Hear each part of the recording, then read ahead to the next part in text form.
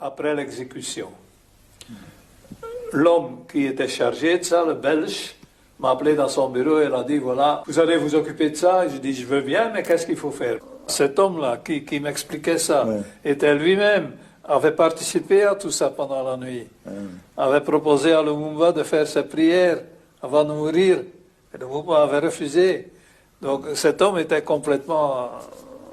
Et nous sommes retournés à la même place le lendemain matin. Ça se voyait, le massacre qui a eu lieu? C'est évident que ça se voyait. Il y avait même une main qui sortait de la terre. Un des morts. Eh ben, on a coupé les corps en morceaux. Enfin, ils ont été enterrés 2 fois, hein. Mais alors, on les a coupés en morceaux, on les a brûlés. On avait aussi une énorme quantité de l'acide qu'on met dans les batteries. Qu'on met dans les batteries des voitures.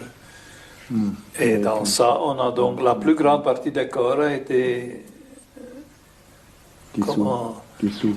Oui. Et alors le reste, on a brûlé. Hein. Mais il fallait faire ça sans que les Noirs le voient. En pleine forêt. C'est aussi un problème, ça. Vous êtes là à 2, nous étions 2. Et on devait faire ça tous à nous-mêmes. Enlever les 3 corps de la terre. Les couper en morceaux, les détruire.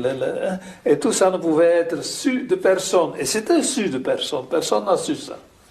Et il y en a même qui croient qu'il va revenir. Hein? Mais là, il doit venir avec 2 dents de moins devant.